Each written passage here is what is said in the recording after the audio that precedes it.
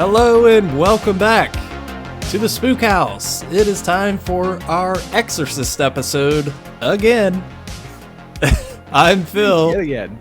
This is my co-host Doug, the future mayor of Long Island, Galliardo. Take that title away from me. I do not want to be on Long Island forever. Please, for the love of God. Hey, when I was up there and we were going to all these different places, everywhere we went, they were like, "Hey, Doug, how you doing?" I'm like, do you know everybody in Huntington? It's only because I don't have a car and I walk everywhere, and it's only within a mile radius.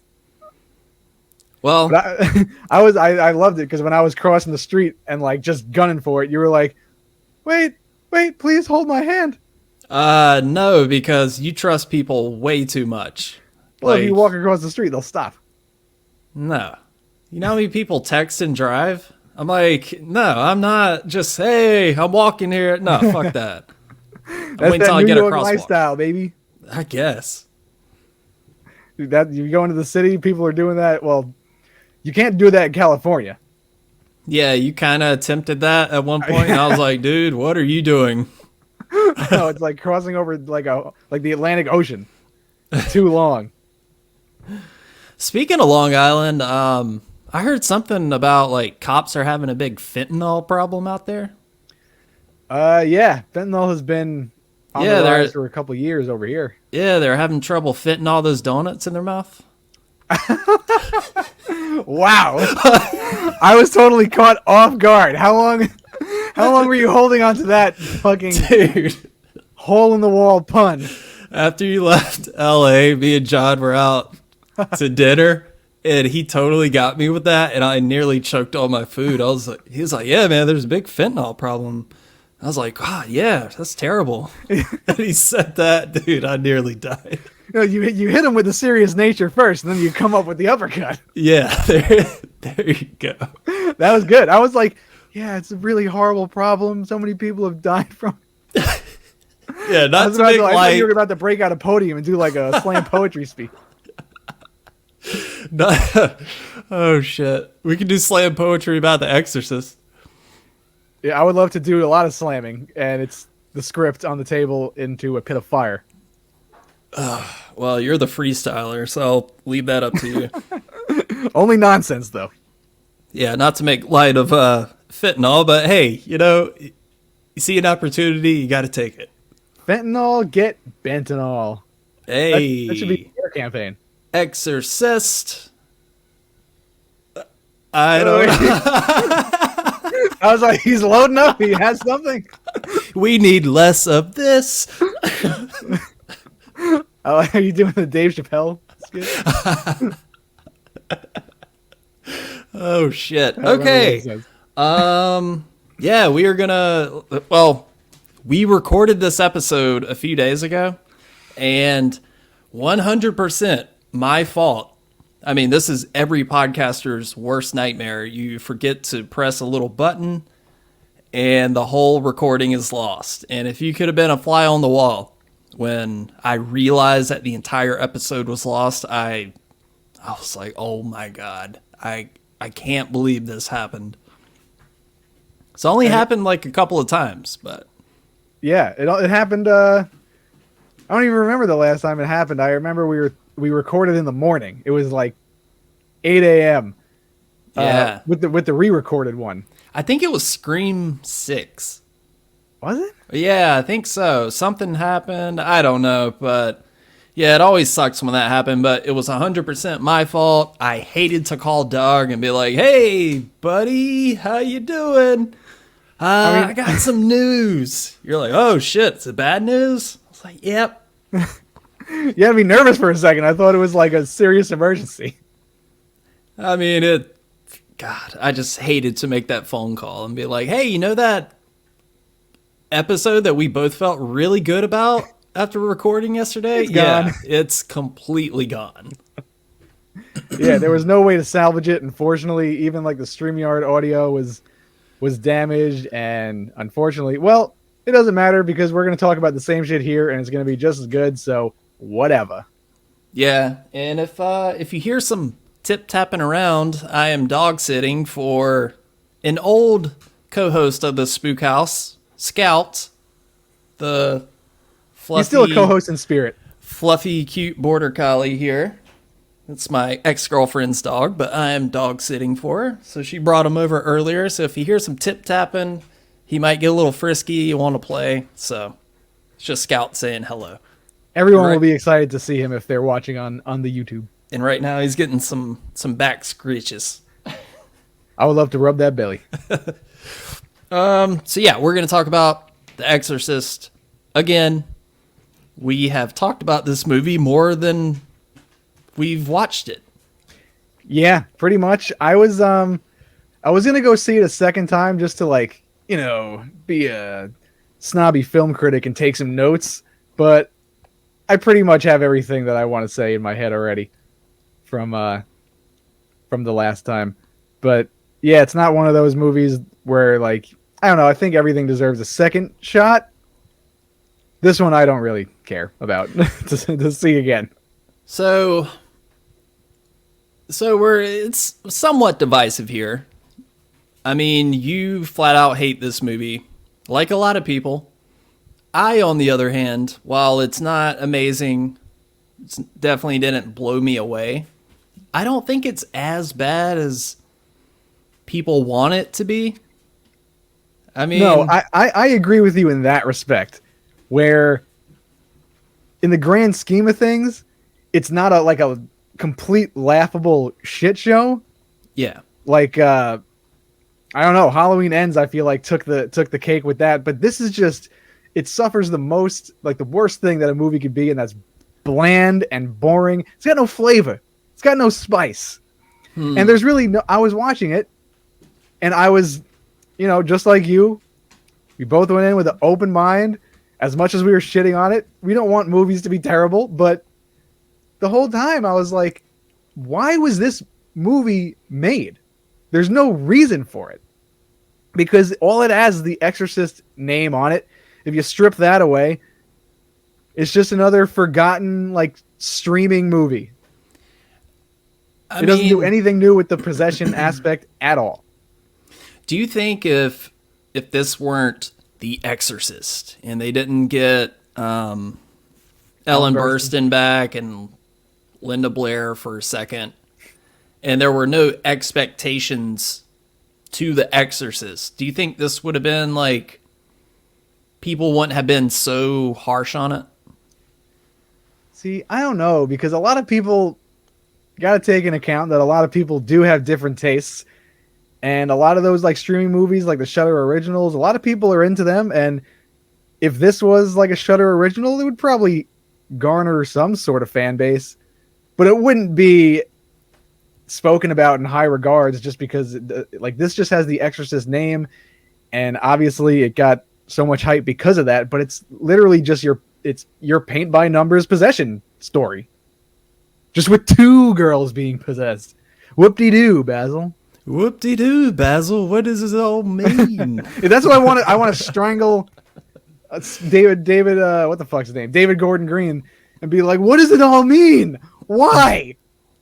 I'll tell you what it means. They sat him down and they said, "Hey, we got an idea.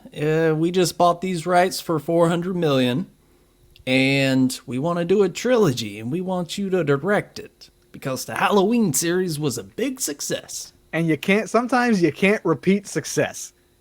And this movie really didn't do that well at the box office. I mean, they projected 35 million and it made like 26. So I did read today that worldwide it has now grossed 104 million. Which okay. Out of a budget that's 400 million. Well, they paid for the rights, it was 400 million. Yes, I'm not really sure how the economics of all that break down. Like, when you go into the cost to make the movie, advertising, all of that. Also, when you think about when they sell it for streaming rights and physical releases, I don't know how all of that works out. But they have 2 more of these to fulfill, and they have to make 300 million after a lackluster first movie. I don't see that happening. Not with this word of mouth getting out, I feel like a lot of people will still be intrigued. I mean, there's a lot of people that did enjoy this movie and didn't think it was that bad, and congratulations to them, because as we always say, like what you like, hate what you hate. That's like seems to be the catchphrase of the podcast. But well, yeah, I mean, with The Exorcist and the way it was perceived, or Exorcist believed, or whatever, believer, Exorcist muscle relaxers, as I like to call it. Yeah, I think David Gordon Green is not within the good graces of humanity right now. I don't think, unless they do a complete revamp. But you're not a huge fan of possession movies at all. I'm not a huge fan. God damn it. Possession movies, not my favorite genre. Insidious, I love Insidious. I loved all the Insidious movies. Possession, not so much. Pazuzu, terrible guy. I was possessed once and I beat it. This is bad. Oh, I like being peed on. What? What? What was it? Hey, real quick, just to ease my neurosis, am I turned down in your headphones? Yep. Okay, because I'm picturing myself editing this afterwards. I absolutely did that. And just breaking my laptop across my knee and giving up. You just have forever. the worst luck with technology. Hey, so it's all about double checking, triple checking things, making sure everything's plugged in. But that's where OCD becomes a superpower, because you constantly check things and you make sure that everything is all Gucci, all copacetic, which it is. Hey, before we kind of get into the nitty gritty of The Exorcist. And now it's time for our sponsor. No. Hey, sponsored by Marlboro. Cigarettes. David Gordon Green's dildos. Hey, why are you wearing what's that, a Marlboro? I can't say that. You're Marley and me, bro.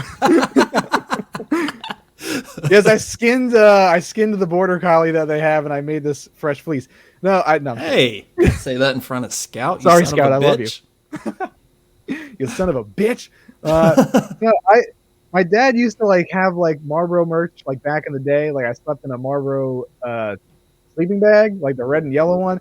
And I've been fucking with the fleeces for a while, and I eBayed this, and it's very comfy.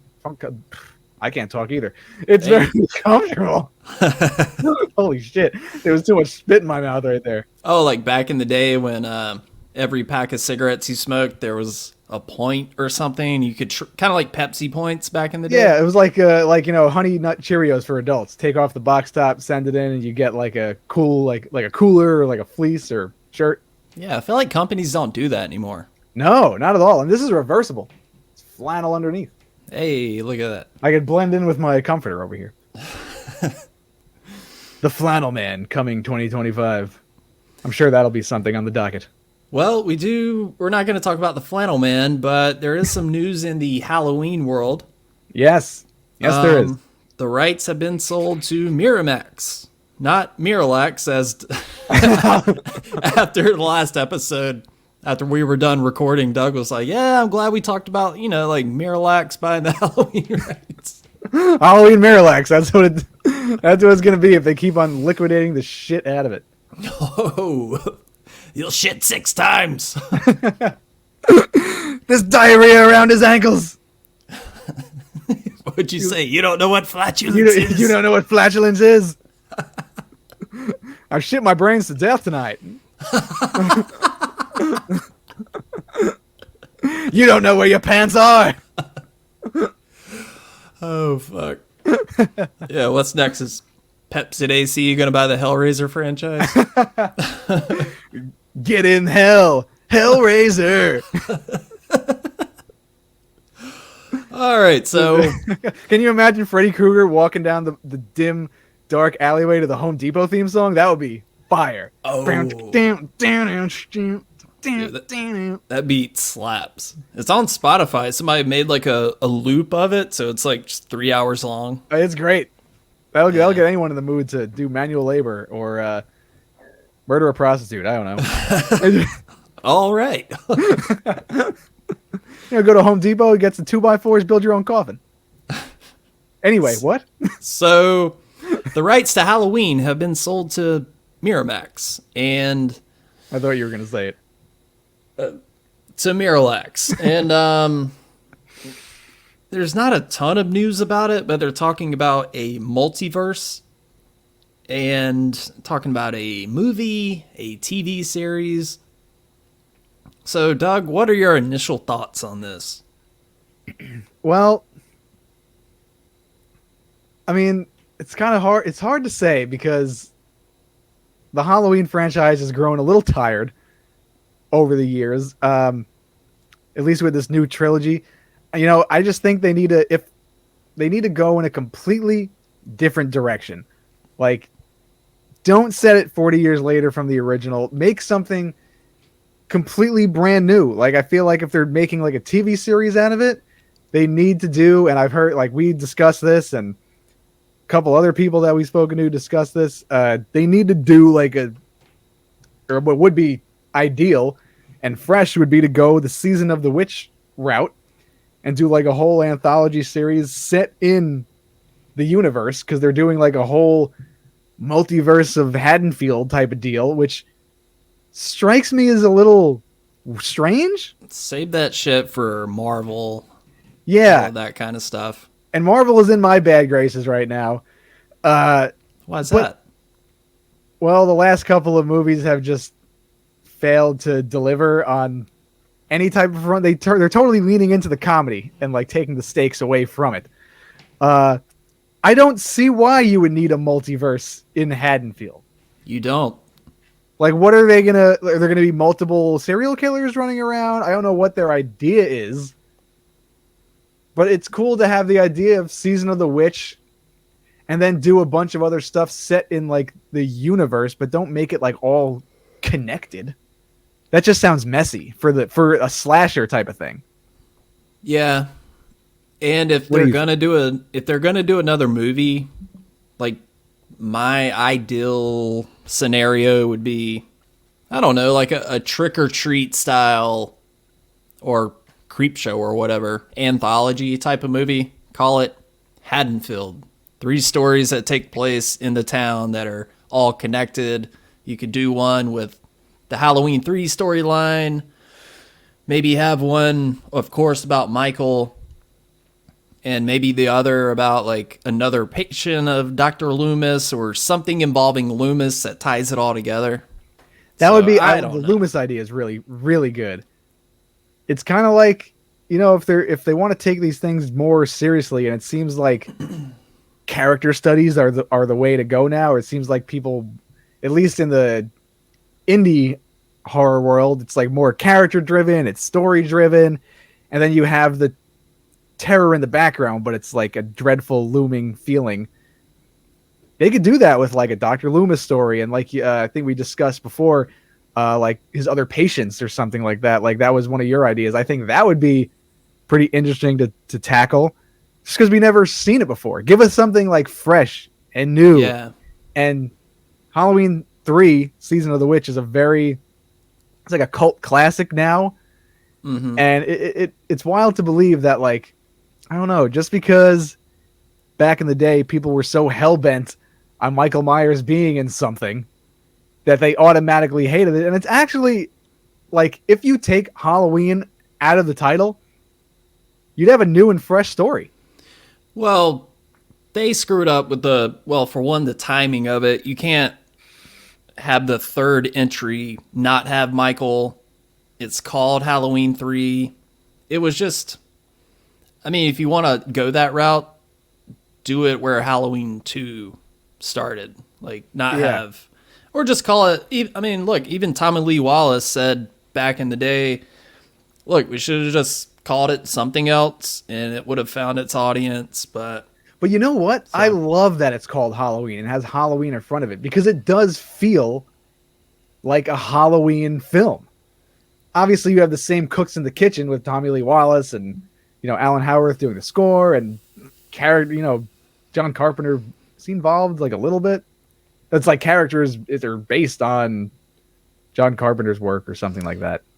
I thought he might have not been involved at all with that, with Halloween Season of the Witch. I'm about to sound like such a poser. But look, Halloween 3 is not my forte. Like I've recently started coming around to it. I mean, I do like the movie. I like it more every time I watch it, but I don't know and the you ins bought and that outs. Tom Atkins figure. Sure did. Front and center. You were ready. Yeah. Hey, like I said, man, I'm willing to admit, like, for many years growing up, Halloween 3 wasn't this celebrated thing, and I bought into the negativity, like, oh, it doesn't even have Michael Myers. It's bullshit. I'm not even gonna waste my time with that. Like, I was ignorant, fell into that way of thinking, and every time I rewatch it, I'm like, shit, I really do like this. And So, you're a score guy. The score for that movie is incredible. yeah, it's good. Um, But yeah, like, okay. Yeah, Halloween 3 has all these cult fans, but all right, so Miramax just paid, I'm guessing, a shit ton of money for these rights. So step into my office, Doug. Yeah, have a light up a cigar. Make yourself comfy. give me that black and mild with the wood tip. Look, we just paid a lot of money for these rights. The kids want to see Michael Myers. They're not going to risk all that money just to appease the cult fans of Halloween 3. Hey, even if Michael Myers pops up in a couple of episodes, that's cool. He's still obviously a huge figure. So huge. God damn it, I did it again. It's okay. You can pick on me too. I need to think of another adjective that I can actually enunciate. And look, I'm not opposed to Michael Myers being the front and center story. I mean, a lot of people when Halloween Ends came out, they were like, oh, you're just mad because Michael Myers isn't in it.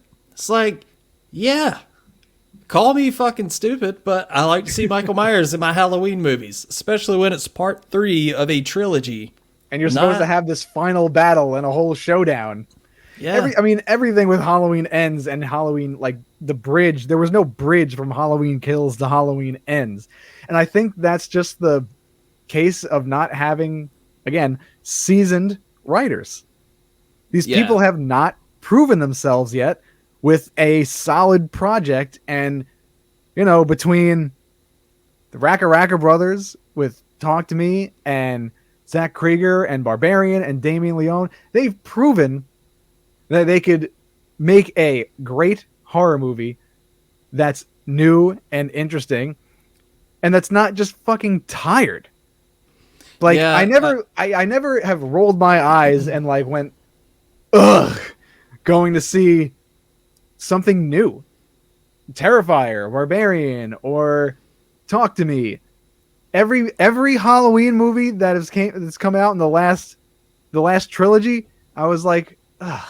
Like, I mean, it's like hard to say because I love Michael Myers as well, and so do you. But like, the story they don't seem like they care about the story. Yeah, I mean, scares. I think all of this is just 5 years too soon. We were just bombarded with 3 Halloween movies over the course of 5-6 years, if you follow all the updates and all of that type of stuff. I mean, it's just too much. Even as a hardcore fan of the series, it's like, can we miss the franchise for a little bit? Take it down a notch. Yeah, like just go chill. But like, I like the fact, it's nice to know that it has a home. Kind of a bummer that A24 didn't pick it up because that would have been even more exciting just because of, the filmmakers that they're known to work with and stuff like that. Just a lot of interesting voices. And when we met Malik Akkad at age 45, we didn't talk about this, but he was walking around the floor of the convention and we got to talk to him for a little bit. And I was like, what's up with these A24 rumors, man? I hope that's true. Like, come on, A24, get Ty West to direct, and he you kind of mentioned Ty West, and he was like, he kind of looked gave at me a look like, at, he like looked at us like, huh, like he knew what we were talking about, and he knew. It seemed like his his lights were flickering up there, that he was. Yeah, he was being very coy, almost like, Yeah. Well, you'll just have to wait and see. But wink, wink, that's kind of what we're doing. I mean, maybe not. Maybe that was just wishful thinking, but Maybe. Yeah, Malik it doesn't mean that very cool. Yeah, he was very awesome to. We had like our own personal like Q&A with him. We were at like the the only Texas Chainsaw Massacre full booth at this convention, and I turn around, I'm like, oh shit, hey, Malika Khan's right there, and we just started walking and talking with him for like 2-3 minutes. He threw some shade at you for wearing that Hellraiser shirt. He did. I was trying to not be the guy to wear the Halloween shirt at the Halloween convention, but everyone was doing it anyway. You got to be all different and unique. I'm not wearing a Halloween shirt. I had my John Carpenter hoodie on. That was good enough. What did he say to you? I forgot. I was just kind of mind blown that we were having a full on conversation with him. Didn't he say something like, "Hey, that's not my franchise. You got to change that shirt," or something like that? Yeah. You got to change it. I was like, "I'm sorry. I got a hoodie." I told him I had this hoodie. But I mean, it seems like he wants the franchise to go in a different direction. Obviously, that's his job, to get people excited about Halloween. He owns it. His dad presented all those movies. Yeah, he's very passionate about the franchise, and I don't think he's gonna just turn over the rights to somebody and not be involved and make sure it's not complete shit. Yeah, and Ty West is not out of the question. I mean, he could still get hired to direct a Halloween movie by Miramax. Yeah. It would be nice. Yeah, like a Halloween movie in the style of X or something. Jesus. Yeah. Just might as well be just John Carpenter. Because you could tell, like, his inspiration, like, Ty West is definitely inspired by John Carpenter to some degree. And, like, Tobe Hooper, like, all his inspirations kind of just glow through his movies. Yeah, so we'll just have to wait and see what they do with Halloween. But, I mean, is it too soon? Yes. Will I be super fucking stoked to see what happens? Absolutely. But they just still need to wait a little while. Yeah, they announced this. They announced that Miramax bought it. They have it. Take your time. Yeah. Everything doesn't need to be get it, do it now. It's like you said, let us miss it a little bit. We don't need to be constantly bombarded with news of Halloween. Like, let us. Yeah, we don't need it before October of 2024. Like, no, that's way too soon. Take your time. Yeah. And it really sucks with this. I mean, this culture of like the I want it now type of culture. And like back in the day, it wasn't like that. You would watch a trailer on the TV and be like, oh shit, didn't even know about this. This movie's coming out. But now people are, which is, I think, completely disrespectful, going on to the sets of these movies, leaking pictures, going on Twitter and talking about like what they saw. It's like, just let people be surprised. Like, it's just not fun. It's more fun to go in the theater and be surprised.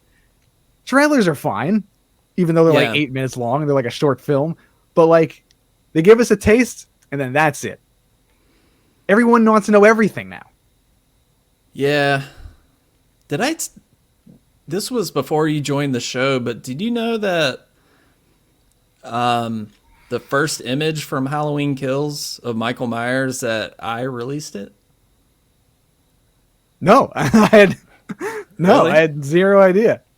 So they shot that in Wilmington. Garbage. Well, okay. So they shot that in Wilmington, North Carolina. A friend of mine lives in Wilmington, and she texted me one day, and she's like, "Hey, do you still watch the Halloween movies, right?" And I was like, "Yeah." She's like, "They're shooting the new one across from my house," and she That's wild. And I was like, "What?" I mean, we were doing the podcast at the time, very early on. I think it was like not even 6 months after we started. And she is sending me these videos of them shooting at night. And she sends me pictures of James Jude Courtney as Michael Myers standing out in the street. And I'm like, holy shit. So Where did you post it? You posted on like Instagram or something? Or yeah, to Instagram. And it got like, I wonder if I could go back and find it and see. Yeah, I mean, it was getting passed around everywhere. But that would have been pretty wild if like publications were like picking up, like mentioned like Variety or something, or IndieWire was like. Oh, it wasn't like that, but it was definitely getting passed around Instagram, YouTube videos, and I felt, I don't know. I mean, I do feel kind of bad about it, but at the time I was just excited as shit. Yeah. Like, hey, I just started this podcast. What are the odds that I have a friend that lives on the same street that they're shooting Halloween Kills? And I mean, with Michael Myers, I mean, any movie called Halloween Kills, you know Michael Myers in it. So I guess it's not much of a spoiler in that case. If you were like spoiling major scenes or anyone that does that, I think is disrespectful. Yeah, I don't know. I'm sure. Well, they were Ryan Turtek, or I think that's how you say his last name. Ryan Turok. He messaged me on Instagram. Did he really? Yeah, he was like, from one Halloween fan to another, you're really making my job pretty difficult. Dude, you gotta find that message. And I felt really fucking bad. I didn't even write back to him. You got bitched out by one of the producers of Blumhouse. But I mean, within a few days, other people were sharing stuff, and that's how quick the word gets around now. It's not like, just word of mouth when you hear rumors like in the 90s or 80s. Yeah, you literally be there, post something, and bam. But yeah, after that, I did kind of feel bad because I'm like, man, people are working really hard on this, and they don't want that shit to get leaked out. And I just got excited, and I was like, hey, first shot of Michael Myers from Halloween Kills. He's like, what the fuck is this kid? So, anyways, yeah, what were we talking about? Halloween rights? Yes. That we were, but that was a nice little detour. Well, we'll just have to see what happens. I don't want to hear any news for like 6 months or a year. Just great, you sold the rights. Just sit on it, rest for a minute. Yeah. Definitely don't bring back Laurie Strode in any sort of way. I mean, Jamie Lee Curtis said she's done with everything Halloween, but... And honestly, we don't need to see Jamie Lee Curtis in a Halloween movie anymore. We've had enough. There's been enough movies with Jamie Lee Curtis and Michael Myers and Halloween. It's just it's just spinning their wheels. Let's do some new stuff. Yeah, no disrespect to her. I mean, but that storyline is just done to death at this point. She gave us her time. She was in a lot of the movies and cared a lot about the franchise. Not at age 45. Not now. Would it have killed you to show up, Jamie, just for a little bit? You live in L.A., lady. You could have flagged an Uber. I mean, when John Carpenter was doing his panel and everybody from Halloween was coming out, I was like, maybe she's going to do a surprise. Like, oh my God, Jamie Lee Curtis. It seems like she just doesn't care about she's given enough. So like it's understandable. Maybe she had some legitimate reasons for not doing it, but she could have been filming. She could have been doing something. But we met John Carpenter, so I don't give a shit about anything else. Yeah. And if you ask me, I mean, if you were to say, hey, would you rather meet John Carpenter or Jamie Lee Curtis? John Carpenter all fucking day. I mean, I'm a fan of Jamie Lee Curtis, but John Carpenter is one of my favorite directors, and he's made so many movies that I am completely obsessed with. So I'll tend to agree with you there.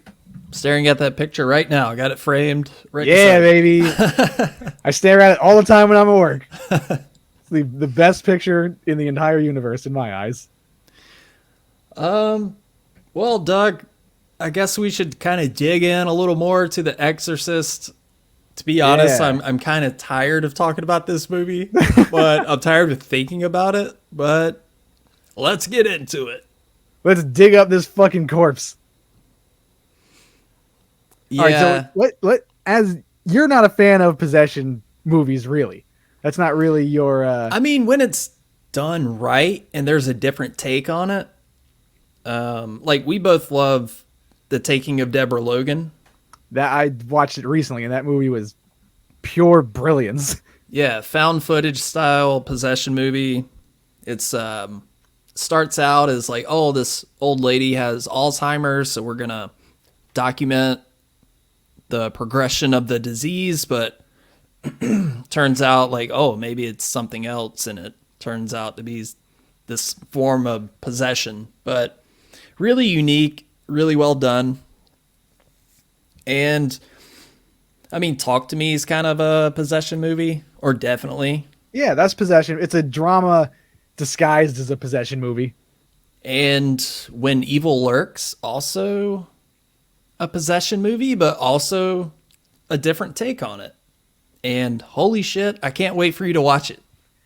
Comes out Friday, right? Yeah, unfortunately no theater is playing it. I wish it was, because you texted me after that movie, and I don't think I think the last time I heard you that excited about a movie was not even. I mean, you were pumped about Talk to Me, but you were like, "Holy shit!" Like, this movie was insane, and intense your and girlfriend brutal. was still thinking about it. Yeah, she is. I looked over at one point and she had tears in her eyes, and she was just looking at me and not at the screen. And I was like, "I'm sorry." But you finally saw a good movie together. You've been taking her to see piles of shit for for months and months. Yeah, that was a really good take on possession.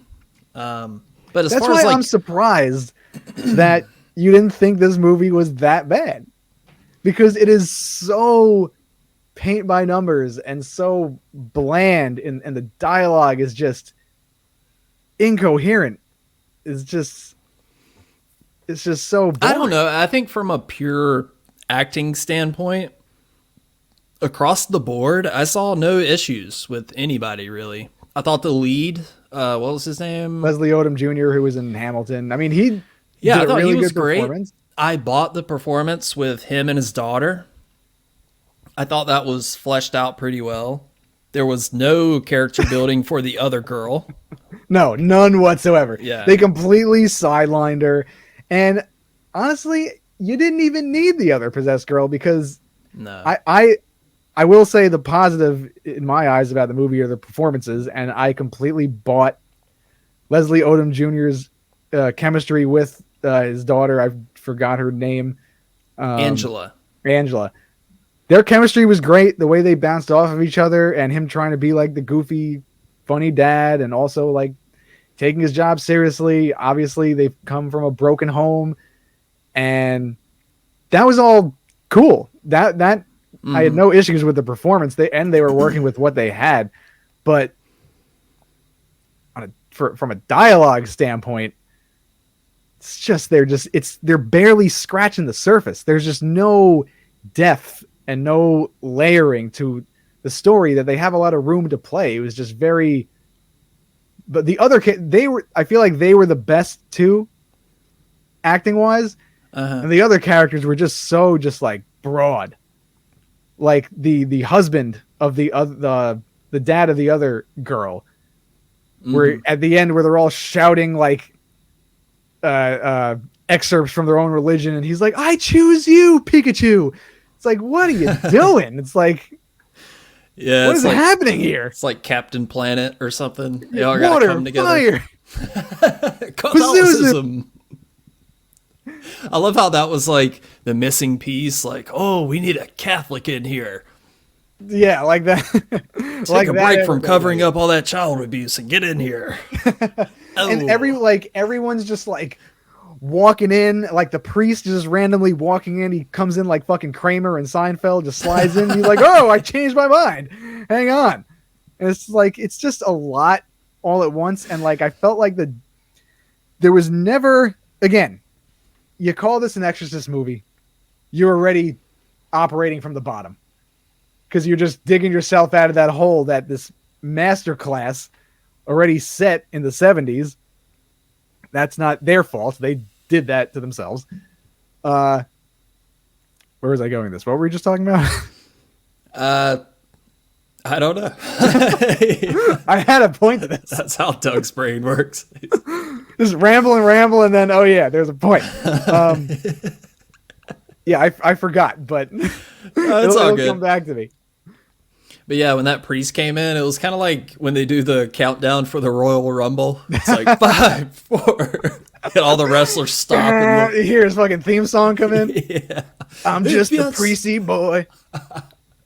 I'm just a sexy boy. Sexy boy. I make the church sweat. I fight the demons. But oh yeah, that's right. I have a cross. And the holy water too. I got the moves to cream the demons. Cream the demons. That's what this movie should have been called, Demon Cream. But no, like in the original Exorcist, you just felt like the heaviness and the weight of the whole situation of this young girl being possessed, and they were trying to do everything they can to help this little girl, and it was terrifying to watch because of the implication of what was happening to her. Like it's not a super gory movie. It was just unsettling to watch this like family completely break down, and that got kind of all sucked out in The Exorcist Believer. There's like no, like, Ellen Burstyn goes to the demon and she's like, I know who you are, but like, how does she, like, Pazuzu didn't like call himself out in this movie, like how does she know? Yeah, like they really added no layering, or like the demon really was just one note, if you want to call it that. Really had no stakes to it, it felt like. Yeah, I mean, why bring her back in the first place? It's just pointless, and to gouge out both of her eyeballs for like shock value, I guess. Yeah, it added nothing to the story. It literally added nothing. Now spends the rest of the movie looking like a giant mosquito with those things over her fucking eyes. Well, again, it's a Slipknot song. She's eyeless. No, can't see California without Marlon Brando's eyes, huh, Ellen? Push my fingers into my... Yeah. They have a lot of eye songs, eye-related songs. That's true. David Gordon Green and Scott Teems must have been listening to Slipknot. And are they going to bring her back for the next 2 movies? Probably. And make poor Ellen Burstyn sit her ass in a makeup chair for 3 hours every morning? It's like, come on. They should have just if they're going to use any CGI, do it on her eyeballs, because she's like 90. She needs to see. But yeah, like, and I know you're not a big fan of The Exorcist in general. Originally, that's like not your thing. So I've never been that crazy about it. And I rewatched it like about a week ago. Full attention watch, lights out, no distractions, like hit me with it. Do it to it, Lars. We'll all be doing this by Labor Day, Pazuzu.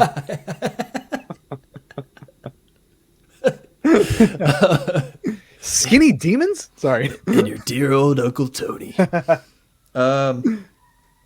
But yeah, I mean, look, it's a well-made drama. I mean, acting, directing, has good atmosphere and a sense of dread and uneasiness. But as far as scare-wise, it does nothing for me. Like, just flatline. I mean, there's some unsettling moments, but for a movie where it's repeated over and over, the scariest movie of all time, I'm like, it's the scariest movie for 1973. Yeah. If I was 12 and I saw that in 73 for the first time, I'm sure it would have terrified me, because it's a shocking movie for that time to see a young girl possessed and with the demon eyes spitting up vomit in a priest's face and saying all that stuff. It's a shocking thing for 1973. But when I watch it now, it's just kind of borderline funny in a way. I mean, it's comical in a way where you watch it a lot of times and you know what's coming, right? Like, I feel like a lot of movies loses its kind of scare value after you've seen it twice, 3 times, and you never. How many times have you seen The Exorcist? Like a couple times, maybe? Maybe 3. Not even 5? I mean, when I was rewatching it the other night, it was pretty much like a first watch. I mean, I don't know it front and back like, Halloween or something like that. So yeah, I don't know. It does nothing for me at all. I don't get it. But I'm not saying it's not a good movie. It's a great movie. Yeah. But I don't think you would completely bash it because there's really nothing to. No, certainly not. To hate on it about. It's just like and Possession again isn't your like favorite type of horror. I think religious possession movies, that's where I stumble with them. It just like, oh, there's a demon in her. It's like, okay. And I mean, I'm with you on that. There's a like, how many times can you do that? Right. But it's just been done to death at this point. But The Exorcist though was the original. That was the creator. I mean, every possession movie I feel like is really on the heels of The Exorcist because it set the tropes. That is the trope. That movie is not like it invented how a possession movie should be handled. Obviously, with going back to the taking of Deborah Logan, that was an interesting angle to do a possession movie on through Alzheimer's, and like everyone else thought that she was actually sick, and wouldn't you know, she's really possessed. That's something new, and The Exorcist really set the tone for. I mean, it is. I think it holds up. Like if you show someone today The Exorcist for the first time, I feel like for the most part people would be genuinely scared. Obviously your experience is different. I would love to poll this. Yeah, I don't know. I mean, this is 50 years ago. I wish I could hop in a time machine and go back and watch it then, because I'm sure it would be more shocking and effective. But we've seen too many movies now. If we watched that for the first time, we probably wouldn't be terrified, really. Yeah, but I mean, even when I watched it when I was like 12 or 13 for the first time, it didn't make you like jump out of your seat or anything. No, okay. I don't know. It's your chemical makeup, baby. That's who you are. Hey, if and again, I'm not throwing shade at the movie or the people that love it. I see why it's so celebrated, but so I went into The Believer kind of like a low stakes watch. I was like, okay, I doubt this is going to be good. I doubt I'm going to love it just for the subject matter and who's directing it. But I was like, you know what? I don't care about any of that. The reviews are terrible. I have my qualms with David Gordon Green and possession movies in general, but let me just watch this and see what I think about it. And I was expecting a total shit show, and I kept waiting for it to happen, but it never really did. It just sort of stayed in the middle, like, this is fine. It's certainly not amazing, but not a dumpster fire that I was expecting. Or it could have went horribly, horribly wrong. It didn't go great. I think if this is the direction they're going in, we're in trouble, or they're in trouble. And it just feels so like when I was watching it, I mean, opposite from you, I love The Exorcist. I think it's not only one of the best horror movies of all time, one of the best movies in general of all time, just because of the depth of the writing and how deep they go into it. And I love the fact that in the original, I'm not religious, but I find those fascinating, like how the priest was like wrestling with his faith and like what's real and what he should believe in. And they're really like tackling other themes rather than just shock factor that this little girl is masturbating with a cross. Yeah, and all that stuff was more interesting to me than the Linda Blair saying mean things to a priest. I mean, it's a great movie. But for when those you add that on top of it, it's just insane because it goes from like some introspective type of dialogue to your mother sucks cocks in hell, and you're like, what the? It's like funny in like a, I don't know. I think it's funny in like a horrifying way. Like holy fuck!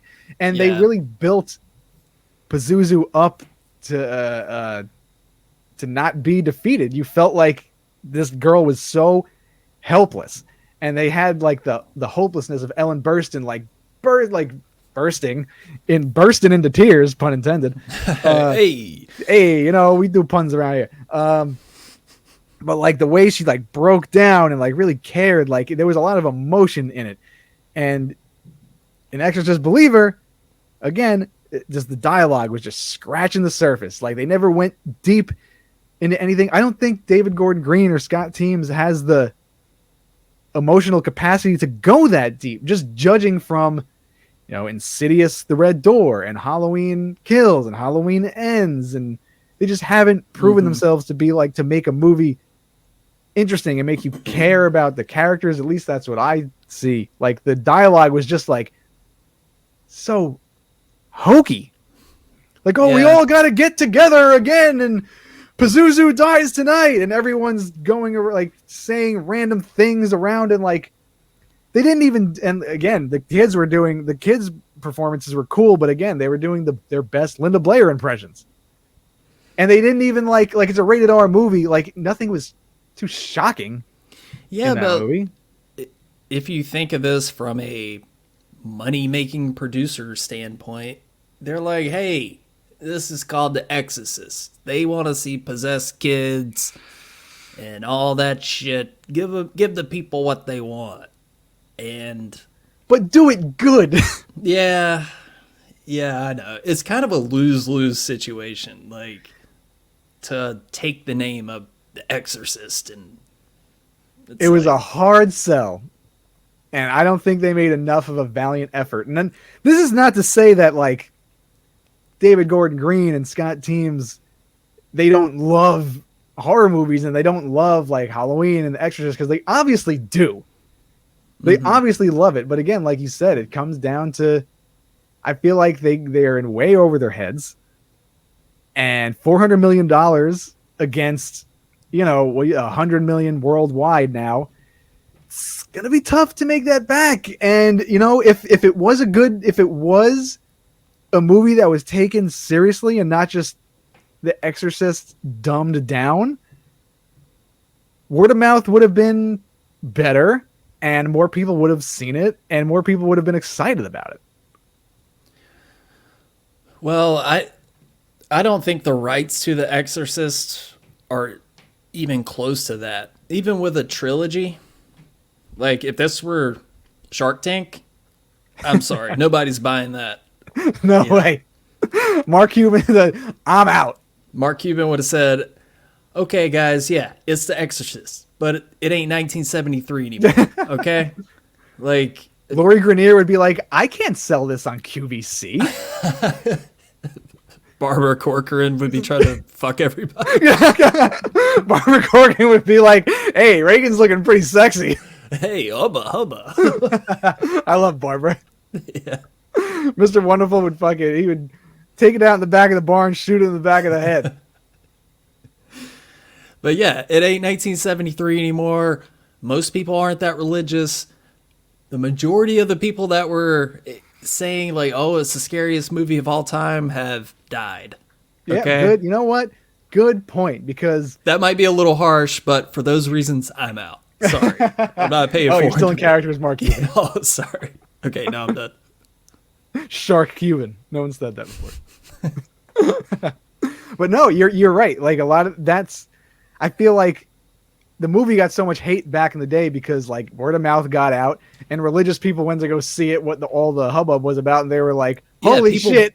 Yeah, this is insane. People born in 1920 went to see The Exorcist, and they were like, what the fuck is this? oh my God, this is the scariest movie of all time. But it still holds up. I think it still holds up. I'm not saying it doesn't. Just for that, I think it has long held that title of scariest movie of all time because of that reputation that it had in 73. But when you watch it now, I just don't see it. Damn, yeah, okay. To a 60-year-old conservative man in 73 that's never even considered hearing somebody talk like that, let alone a possessed little girl. Yeah, I'm sure it was the scariest thing he's ever seen. But not today. And again, not saying the movie's bad. It's a great movie. Yeah. Well directed, well acted. It deserves to be mentioned in the greatest horror movies of all time. But scary? No, not for me.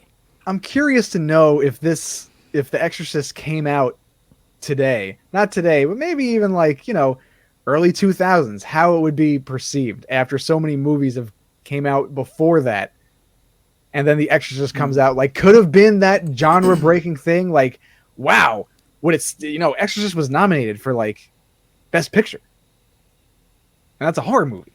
Like, that's kind of unheard of. Like, Silence of the Lambs was nominated as well, but Exorcist, I wonder if it would still be held in the upper echelon that it is if it came out today rather than the 70s.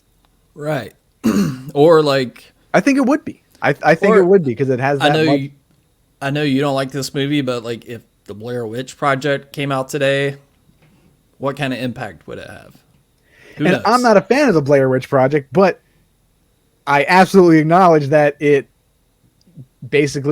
created the found footage genre, and everyone is playing on the heels of Blair Witch Project. I mean, the marketing campaign for that movie, I still remember to this day.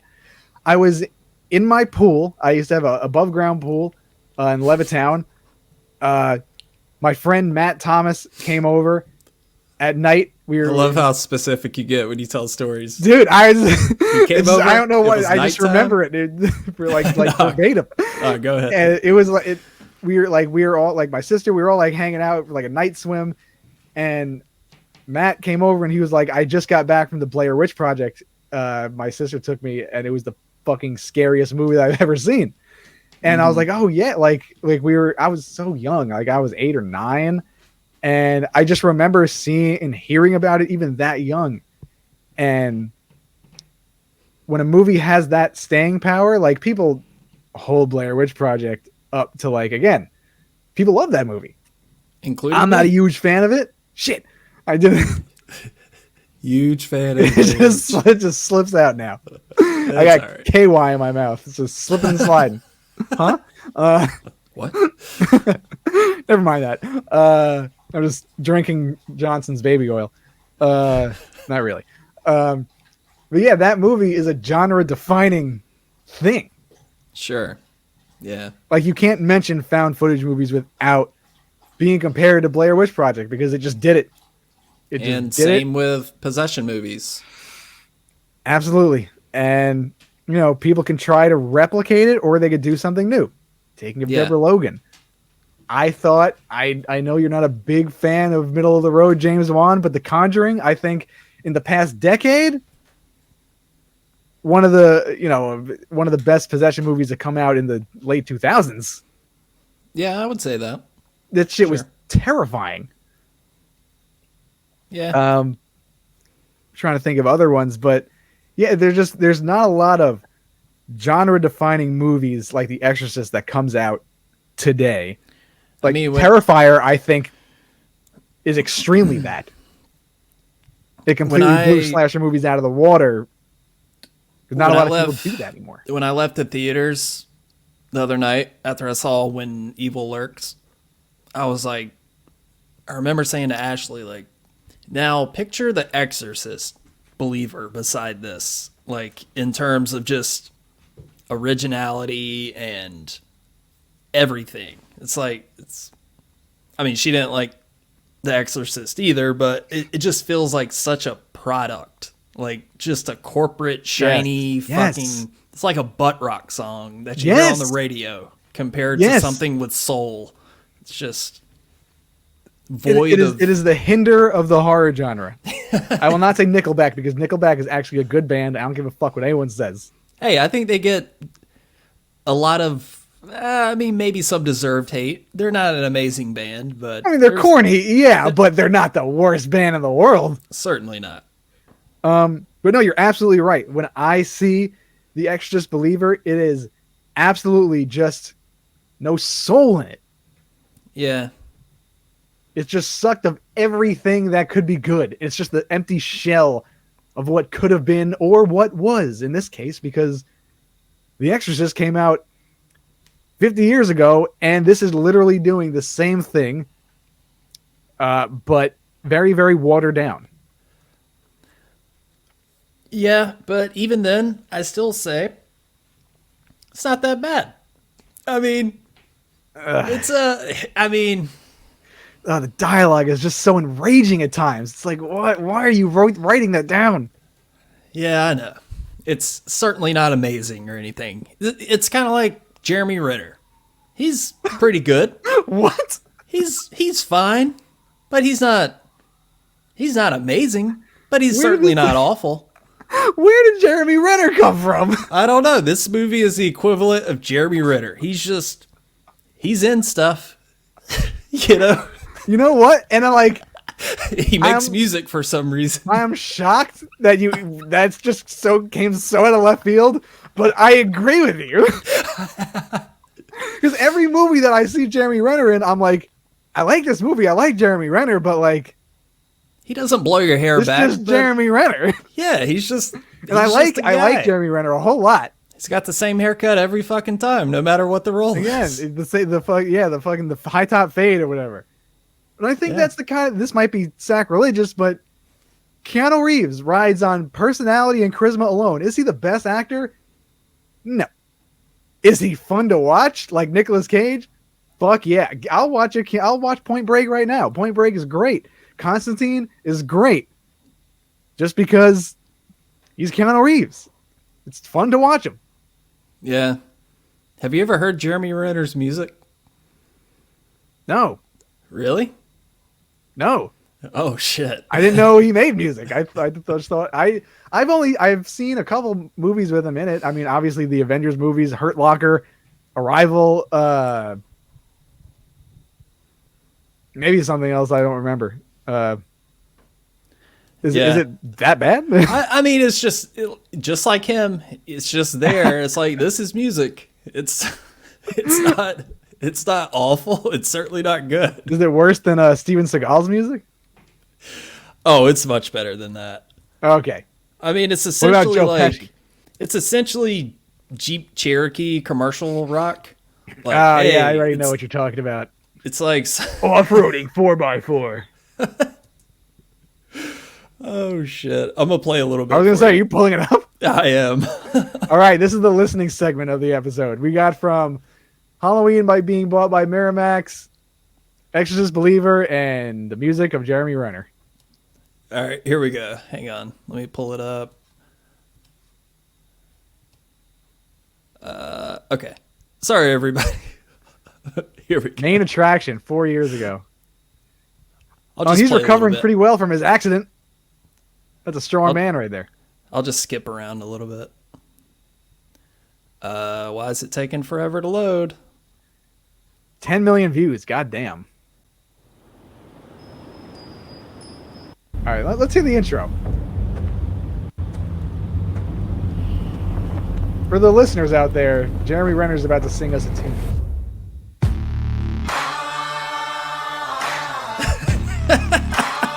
Sometimes I just can't take actors turn musicians. Every time I take a ride, I feel alive with nowhere to go. I'm the king of the road. Is this Imagine Dragons? Yeah. You get the idea.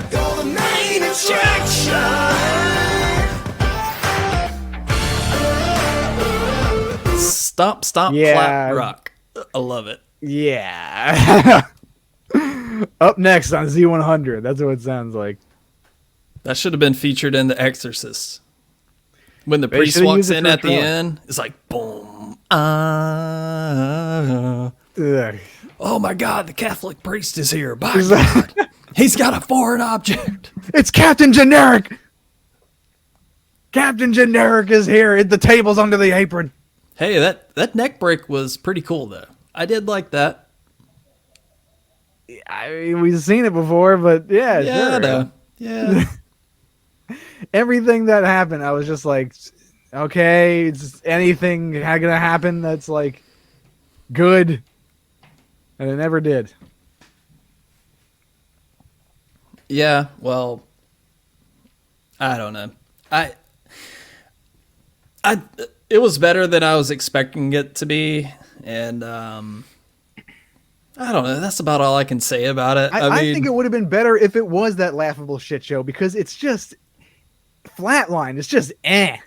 See, when I was sitting in the theater, I was like, God damn it. I was really hoping this was going to be like laugh out loud. Holy shit, this is awful, because I knew you were going to hate it, regardless of what it was. No, if it was good, I would have liked it. Believe me. Yeah, I would have been the first to text you like, holy fuck, this movie's actually good. I don't want to hate a movie. I want to like it. But I was like, God, this is just bad. It's just bad. And it's just boring. You never want your movie to be described as boring. And there was just nothing. This movie was unnecessary. It added nothing to the Exorcist lore or anything Exorcist related besides Helen Burstyn being shoved in there. That was it. Yeah, I mean, it definitely felt pointless. It adds nothing, but at the same time, what else is there to do with a religious possession movie? It's all hasn't been done already. Yeah. You know, another great. I know you're not a big fan of this movie. You're not a big fan of The Omen, right? The original Omen. I just thought it was okay. Yeah, I fucking love that movie. Because it's just I don't know, for some reason I find religious horror interesting, and like them believing that there's good in the world, and sometimes you just can't stop evil. And it's an interesting push and pull dynamic, but there was no sense of hopelessness, there was no sense of stakes. Like, everything got defeated and handled so quickly that it was just like, oh, you never really felt like sadness for the kids, really, or the dad. Yeah. I wonder why they excluded some religions. Like, bring Scientology in, you know? Get Tom Cruise up in there. Tom Cruise would dance on top of their foreheads and been like, they're cured. Sir, you can't go in there. It's okay. I'm a Scientologist. I was in Mission Impossible 1 through 8. We got to test his thetan levels. No, bring in the child slaves. Help us get them out of there. Oh, shit. Hey, that's Catholicism. What are you talking about? Oh, that's right. Sorry. Oh. That might be all religions. To some degree, yes. This episode's getting really dark. Well, yeah, holy shit. Well, more darker than the Exorcist Believer, I'll tell you that. Well, Doug, I feel like we covered this movie as best as we could. Yeah. We hit it. Talked about Halloween. We talked about Jeremy Renner, fentanyl, The Exorcist. we had puns galore. You should use that joke on your boss next time you see her. She'd be like, "Did you hear that? There's a big fentanyl problem." She would like it because it's defamating the cops. Well, try it out. I'm down. So, what are we gonna do next, Doug? It's hey, you got any Take big over the world? What? Take over the world? Do you have any big Halloween plans? So we've been trying to look for a movie to go see on Halloween night. A lot of good places are playing great movies, and they're all sold out. The Alamo's playing Season of the Witch, sold out. Yeah, Nighthawk they're showing that here. They're showing it there? Yeah, I think it's sold out though. Let me check. Hear about it. There's a couple other theaters playing. There was Nighthawk Cinema in Brooklyn playing Evil Dead. That's sold out. The Cinema Arts over here, it's playing the original Wicker Man. So we might do that.